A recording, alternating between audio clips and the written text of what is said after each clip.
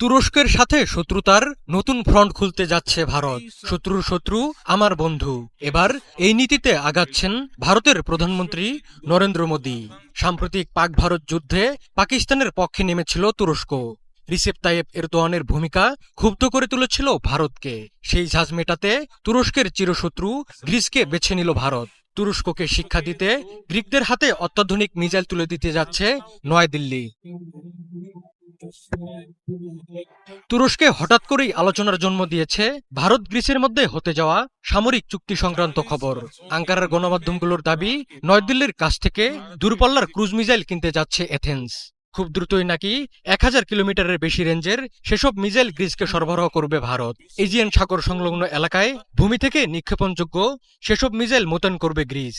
এই মিসাইল হাতে পেলে রাজধানী আঙ্কারা সহ তুরস্কের একাধিক শহরকে নিশানা করতে পারবে গ্রিক সেনারা। কাশ্মীর ইস্যুতে সবসময় তুরস্ককে পাশে পেয়েছে পাকিস্তান। সম্প্রতি ভারতের সঙ্গে যুদ্ধে প্রধানমন্ত্রী শেহবাজ শরীফকে ভাই সম্বোধন করে খোলাখুলিভাবে পাকিস্তানের পাশে দাঁড়ান এরদোয়ান। ভারতের দাবি, সংঘাতে পাকিস্তানকে বিপুল সংখ্যক ড্রোন সরবরাহ করেছে তুরস্ক। ভারতীয় সেনাবাহিনী মনে করে, পাকিস্তানের সাথে সংঘাতে তুরস্ক ও চীনের বিরুদ্ধেও লড়তে হয়েছিল ভারতকে।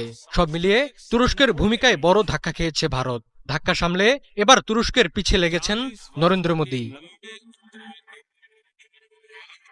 তুরস্কের সঙ্গে ঐতিহাসিকভাবে শত্রুতা রয়েছে গ্রিসের। মূলত এজিয়ান সাগর ও পূর্ব ভূমধ্য সাগরের জলসীমা, আকাশসীমা এবং সাইপ্রাস সংকট নিয়ে দুই দেশের মধ্যে দ্বন্দ্ব লেগেই আছে। এই শত্রুতাকেই অস্ত্র বানাতে চান নরেন্দ্র মোদী।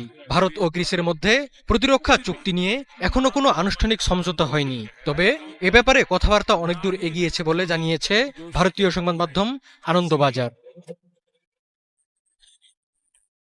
গত বছর নভেম্বরে লং রেঞ্জ ল্যান্ড অ্যাটাক মিসাইলের সফল পরীক্ষা চালায় ভারতের প্রতিরক্ষা গবেষণা সংস্থা। টার্বোফ্যান ইঞ্জিন পরিচালিত এই মিসাইলটির রেঞ্জ ছিল 1500 কিলোমিটার। মূলত রাডার স্টেশন, আকাশ প্রতিরক্ষা ব্যবস্থা এবং কৌশলগত সামরিক অবকাঠামো ধ্বংস করতে এর নকশা করা হয়েছে। মিসাইলটি প্রচলিত এবং পারমাণবিক উভয় ধরনের বিস্ফোরক বহনে সক্ষম। প্রায় শব্দের গতিতে ছুটতে পারে এই মিসাইল। এর পাশাপাশি গ্রিস ভারতের কাছ থেকে 300 কিলোমিটার রেঞ্জের ব্রহ্মস সুপারসোনিক ক্রুজ মিসাইল কিনছে বলে জানিয়েছে তুরস্কের কিছু গণমাধ্যম। গত কয়েক বছর ধরে গ্রিকদের সঙ্গে দ্বিপাক্ষিক সামরিক সম্পর্ক বৃদ্ধির দিকে নজর দিয়েছে নয়াদিল্লি। শিগগিরই দুই দেশের বাহিনীকে যৌথ মহড়ায় অংশ নিতে দেখা যেতে পারে।